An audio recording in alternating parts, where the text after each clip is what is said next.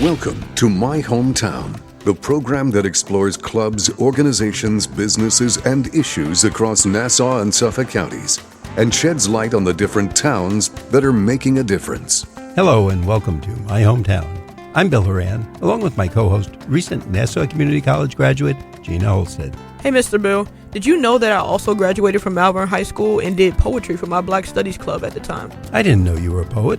I have a lot of hidden talents, Mr. Bill, and I'm happy to tell you that the club is still going on and it's quite impressive. It's a space where students, regardless of race, religion, gender identity, or economic background, can come together and express themselves creatively, freely, and emotionally through the use of words. Let's learn more by welcoming Jacinta Bowman, a teacher, librarian at Malverne High School, who is the advisor to their spoken word poetry club, along with some of her students, Nirvana Cole, Lucian Valerie, Uche Alozie, and Tatiyana Forbes-Smith. Jacinta and everyone, welcome to My Hometown on the voice of Nassau Community College, 90.3 WHPC. Thanks for having us. Thank you for being here today. And we should mention to our audience, this is part 2 of a show on the Malverne Poetry Club because, first of all, part 1 was so interesting. We were really blown away by the students, and we were lucky enough to have 2 more, and we're going to hear from them today. So to start off, how did you girls, first of all, get into the Spoken Word Poetry Club? I first started getting into poetry when I was around 8. I'd say I'd always loved reading and writing, and I felt like writing anything, just anything that was on your mind was so creative, and it just made me really happy, and I just wanted to continue it. So how did you get into poetry? How did you start doing this? So I don't remember the specific age that I got into poetry, but I would definitely say that when I did commence high school, I was a lot more into poetry than I was in middle school, elementary school, and so on and so forth. So in high school, I actually started, that was like COVID and everything like that. And so I was really isolated, always in my room, always in my house in general. And so I would say that poetry was kind of my escape. At first, initially it was writing, and then it kind of led into poetry, and that was kind of my escape. And ever since then, I've been in love with poetry, and I can't imagine where my life would be without it. You know, I was just thinking, Gina, one of the things we really should find out, how did COVID affect your life with poetry, or did it? Did it give you new things to write about, being home, seeing the world differently, or was it just some boring time that you had to sit home and watch TV? I can get inspired very easily. Like, there's so many different things that are just outside, and I'm like, oh my God, I could write something about this. And especially during COVID, I found myself in my head a lot. So I had so many things to write about, either things that I was struggling with or some other world that I guess I wished I could have been a part of, but obviously couldn't from the circumstances. But I think it did change a lot for me, and I was researching a lot of like poets or different poetry. So I think it opened my eyes to just a lot of different things. So I think it just widened my horizon a lot more than I thought it could. So I think that is one of the very few things that was good that came out of COVID. I want to piggyback off of that, Tatiyana. So you said you can find creativity very easily. Mm-hmm. What inspires you to make a poem? Like, where does the inspiration come from? How do you start the process of writing a new poem? And does it normally start with like an image or phrase, a theme, or anything of that nature? I feel like mostly it does start with images or phrases, but usually when I'm just in my house and I'm just looking around me, because also for writing poetry, I use my senses a lot to kind of like, what I can hear, what I can feel, what I can see. And like, I really just try to look for something that can channel some type of emotion and something that I can feel. And it's very easy for me to just see like grass and be like, how can I make this emotional and sentimental, and what can I make out of this, out of simple things? Because to me, anything is simple. You just put it in your own words. And that's what most of poetry is for me, just finding simple things around you and making it have more importance than it could. And Uche, I want to ask you the same question. What inspires you to make a poem? Where does the inspiration come from? And how do you start the process of writing a new poem? Well, I'm actually the complete opposite of Tatiyana because I don't really necessarily get inspired by like the sky or like the clouds. I would say I have a specific type of writing style where I solely focus on things that I'm really passionate about, like discrimination or like racism, even sexism. So for me, if I see something like this actually happened yesterday, if I see something on like TikTok, for example, that focuses on like racism, that will automatically have a spark in my head for something that I should write about. And you said something about how I start poems. Yes, the process for Yeah. you. So I would say there's not like a distinct, okay, I pull out my notebook and my pen and I sit down at a table. But it's usually just, I would say it's usually just my passions. And so for me, starting a poem isn't really about, oh, well, how can I make this sound appealing to others? It's about, okay, what did I just see? Or how does this reflect in my life? And how can I put this to paper, and how would it sound like to me? Because to me, poetry is, okay, how does this sound to me? And if this is fitting to my situation or if something that I've experienced and someone else can relate to it, right, then that's what it's all about to me. Not necessarily, okay, does this sound, is there a rhyme? Is there rhythm? So that's honestly how it goes. And that's art in every aspect. If we're talking about artistry in forms of painting, drawing, in forms of poetry. As I stated earlier, I was a poet, and that was the main thing I focused on is the our country, what it means to be black in America, or just a woman in America, being a black woman in America. So those things were that creativity is easy because you're living that experience. Right. You get what I'm saying? So I understand you in that aspect where it's like you're your first critic, you're your first listener, you're your first audience. Yes. So if it means something to you, we're all different and unique in our own way, but if you're able to kind of speak your truth, you'll find that it's very easier to reach people who have had some similar experience in that sense. Yes, So, yeah. absolutely. Now, let me ask both of you. You see something that inspires you. We're just going to take a squirrel. Okay, nice little squirrel. They're cute. They jump around. They're always looking for nuts. They're climbing up and down trees. They chase other squirrels. So they're kind of cute characters that make for cartoons. You get an idea you want to write about them. Do you go from the beginning to the end? Like, do you stop what you're doing or move away from the dinner table or leave the sitcom you're watching and write a poem? Or do you jot down thoughts? Or do you get like the first 2 paragraphs and then tomorrow you come back 2 more and then you go back and critique it and, shine it up a little bit?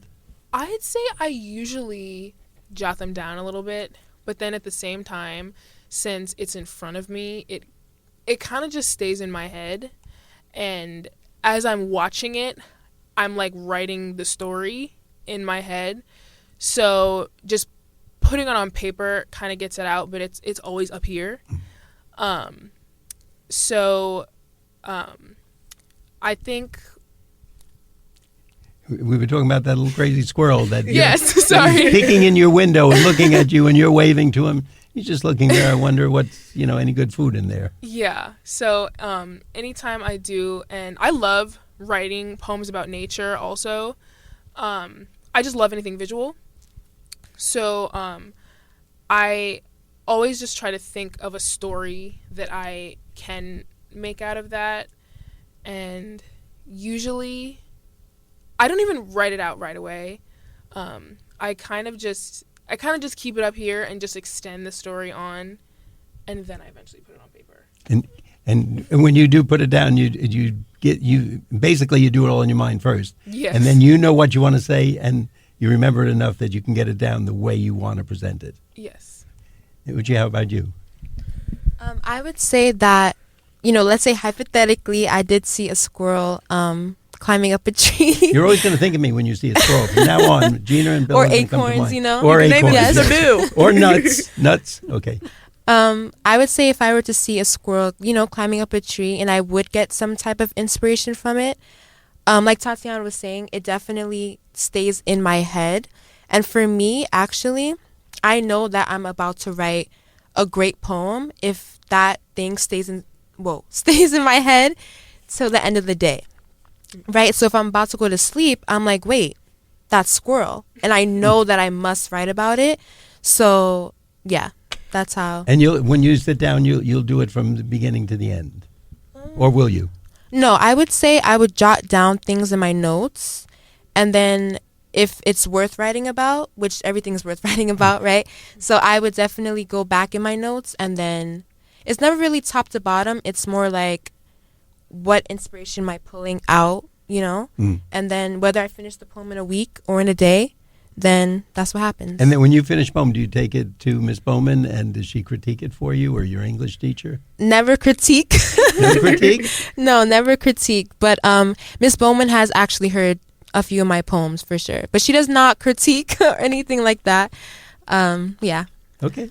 Because art is subjective, just because one person might not like it, someone does. So it's very hard to critique something that's like creative. That's what I love about the arts. Like if you don't like it, that's you. If you do like it, then it's for you. It's kind of very subjective. But I want to ask both of you, because it seems like from talking to the both of you, you guys have very different types of poetry. Now, like you said, not all Uche, not all poems need to rhyme. What are your most used types of poetry as a poet?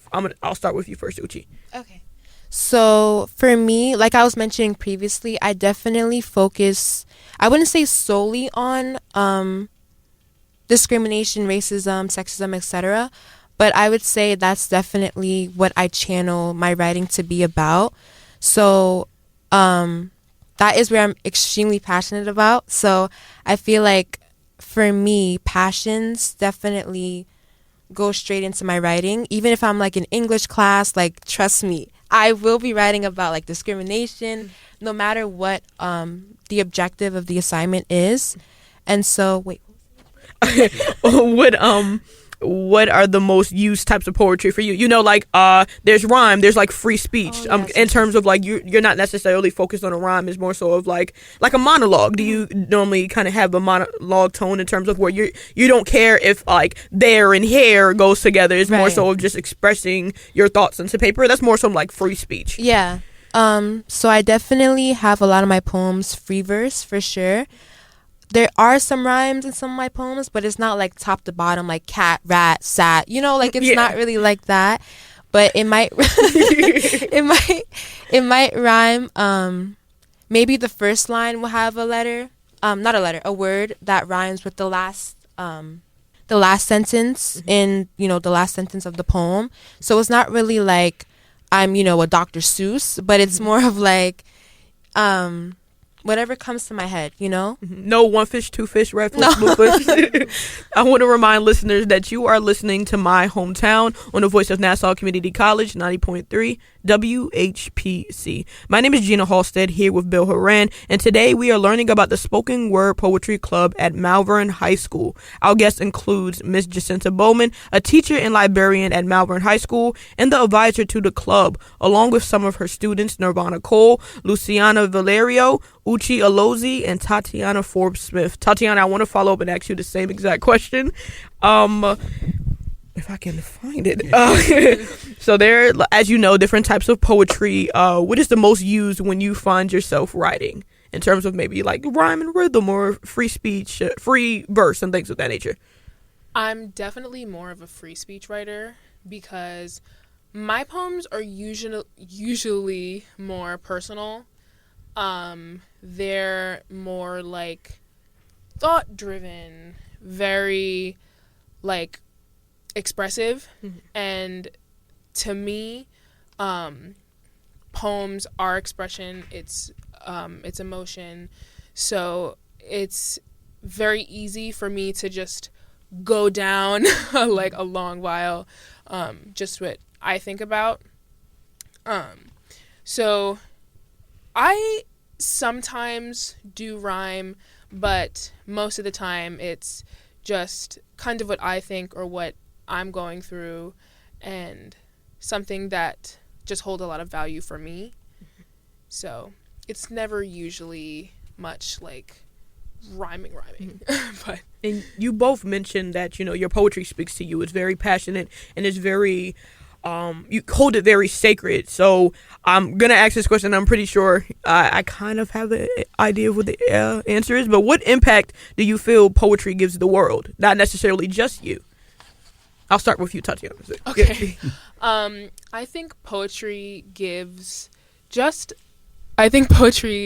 a freedom of speech where it's like if you don't feel comfortable really talking to someone about any problem that you might be having, I think it is a perfect way to put it out on words. You can channel whatever emotion you want and it'll be all down on paper. And I just think it's really important to be able to do that and feel comfortable and safe in your own writing. So, yeah, yeah. And Uche, I want to ask you the same question. So what impact do you feel poetry gives to the world? I would definitely say that I strongly believe that everyone interprets things differently, whether it be poetry or even how they see whatever world that they're living in, right? So for me, I would say that in terms of poetry, if person A is reading a poem, they're not going to get the same message than person B, right? So if we're looking at a worldly perspective or a worldly view, I would definitely say that everybody interprets things differently. So everyone gets certain things out of it that can be applicable to their life. And I think that's really impactful to the world, Is it that time when you're going to read us one of your poems? Can we start with Tatiyana? Yes. Here we go. Now we're going to get an example of your work. Oh my God. Sorry, I have to pull it up. Okay. That's all right. Okay, so my poem is titled, Is It Always Me? I remember being a child and constantly feeling like I was the root of my problems. But was I? Was it really always me? Was I really the one forcing him to yell at me simply because I broke a glass? Is it really always me? I guess I was the one who decided to flinch anytime he raised his voice at me. I was the one who decided to make my eyes water as soon as a car starts driving too fast. I was the one who was afraid to speak up for myself in fear that you'd prove me right and hear that I really was the problem. I caused all of this all on my own. It was always me. But was it? Really? Was I really the pen writing my own story?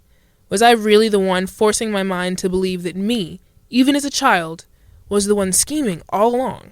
No, I was just a child. It was never, ever me. Wow. Oh, snaps, yes. That was beautiful. Thank you. Okay, and Uche, you're next with your poem? Now you have to find it on your phone, right? Okay, so the title of my poem is called The Power of Our Hair. Cornrows. Can we fit corn in each row? Yes, but we did not. Instead, we smuggled rice in the rows to satisfy the buds on our tongues. Yes, we did. We used our roots for routes to navigate our freedom. Yes, we did. Generation after generation, we were still among shackles and defeat. Yes, we were. They don't own our heads anymore. We are gradually becoming their equal. Yes, we are. For only God knows how many strands of hair are on my head. Yes, he does. Now I can style my hair however I please. Yes, I can. They don't lock and throw away the key no more. No, they don't. I choose to lock my hair, something I couldn't do a century ago. Yes. No more smuggling, no more shaving, no more laws telling me to cover my hair. Yes. It's been 10 years. Some call me Black Rapunzel. Yes. It makes me laugh, something my great-grandmother couldn't do. Thank you. Thank you. I want to let you know that, listeners, you are listening to My Hometown on the voice of Nassau Community College, 90.3 WHPC. My name is Gina Halstead, here with Bill Horan, and today we are learning about the Spoken Word Poetry Club at Malverne High School. Our guest includes Ms. Jacinta Bowman, a teacher and librarian at Malverne High School and the advisor to the club, along with some of her students, Nirvana Cole, Lucian Valerie, Uche Alozie, and Tatiyana Forbes-Smith. Ms. Bowman, I want to ask you a question because we've been able to have poems read for both episodes, actually, because this is part 2, from fantastic, start to finish. Every poem that I've heard today has evoked some emotion in me. But as the advisor, and I know you guys, there will be a time where you unfortunately have to graduate. Ms. Bowman, what do you look from each member of the club going forward, just in their future endeavors, whether it's continuing with their poetry, or what do you hope they receive from being in the poetry club at Malverne High School? I hope that they continue to be able to express themselves the way that they have, show their imagination, and share with the world. Because as you heard, these are some wonderful writers. And I'm going to tell you that Uche won, what was it, the second or third place? Which one? First place? No, which? This poetry slam at Malverne.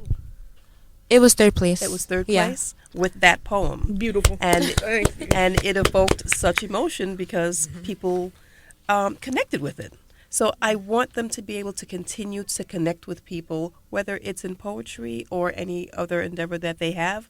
But you hear that they have a way to reach out and touch people. Ms. Bowman, do you find the students are reacting differently to poetry now? One, that you have the club, and two, that the members seem to be, first of all, beautiful young ladies who are so skilled at what they do. No matter, even if you don't understand, let's say, a sport or dance, Right. you can appreciate it. And when they hear these poems, do they start saying, can I join that club, Miss Bowman, or how do I get in that club? That's what happens. It does. During the poetry slam last year, so many kids were like, wow, this is what we want to do too. And they'll come. They'll come, and they do enjoy it, yes. I haven't written in terms of like poetry, just simply poetry in years. And you guys, I'm ready to get the pen and pad right now. Like, I need to write something down, something. You've gotten her going now. You've inspired somebody. So See? That's what we want to do. now, and Uche, I'll start with you. What are your plans for the future? You seem to know where you want to go in life. Where do you want to take this poetry? Do you plan on using it? Is it going to be a side hobby or your life? I would say for right now, poetry is, like you said, kind of a hobby for me because it's not what I do from start to finish, But definitely in the future, I do see myself continuing poetry. However, like I mentioned previously, like I'm really passionate about like racism, discrimination, any type of like activism, anything within, that circle. So I would definitely say either activism, law, anything within that circle is definitely in my future for sure. And Tatiyana, how about you? I actually do want to take poetry into my future, mostly just because I love to write, but I want to be an author. So writing is something that I want to do for the rest of my life because it has impacted so much for me, and I love it so much. And I really want to see where I can go with it and how I can take it later in life. And I'm just going to keep growing. I'm just going to keep getting better. And I'm just excited to see where it takes me. And you're going to come back here and do another show when you have a bestseller. Yes. And bring all your friends Yes. with you and the Bowman. So you'll all come back and say, remember us when we were just in high school? Yes. And now we're rich millionaires and we're living here. And That's my goal. there it is. Okay. Let me hold $1, please. Bestseller. Yeah. But that's an excellent mindset to have, like moving forward. You know that you're continually growing and getting better, not only as a writer, but as a person, and that will show in your work. So having that in mindset will get you in so many doors and so many places that you want to go. Do you notice other students, do they start approaching you now about this? Or how could I do that? Or could you show me how you get started to bring out an interest in poetry? Like one of my friends who's also in the club, she does come to me sometimes just to ask how to do things or how to write something. But other than that, no, not really. No? Oh, I'm surprised. And what year are you in school? 11th. You're in junior. the 11th? Okay. And Uche, how about you? Do you have people coming up to you?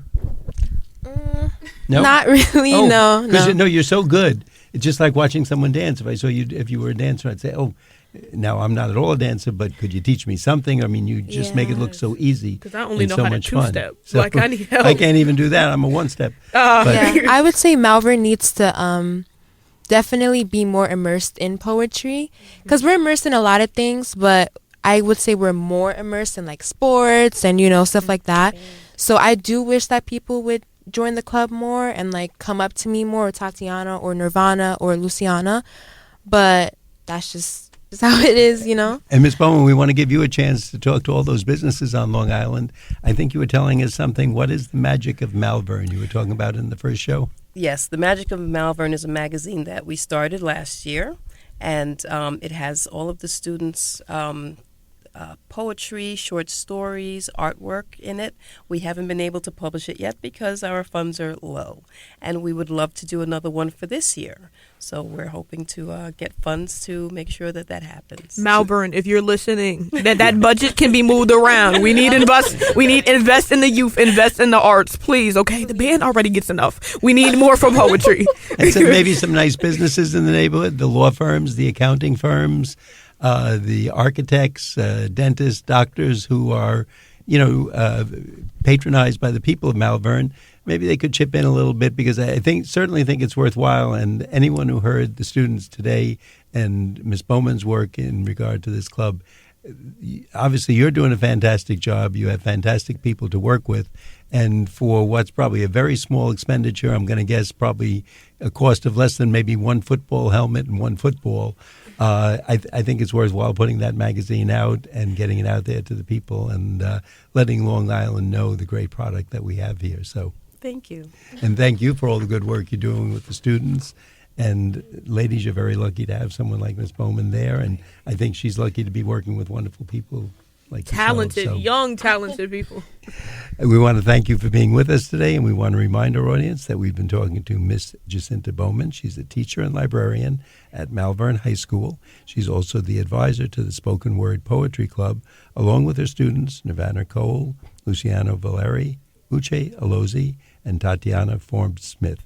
Thanks so much for being with us today. Thanks for having us. Thanks for having us. I'm Bill Horan. I'm here with Gina Halstead, a recent Nassau Community College graduate and Malverne High School graduate. We want to thank you for listening to this week's episode of My Hometown. We'd like to get your feedback on My Hometown. Send your comments to WHPC@ncc.edu. Nassau Community College, where success starts and continues. Till next time, this is Bill St. James. And remember, there's no town like your hometown.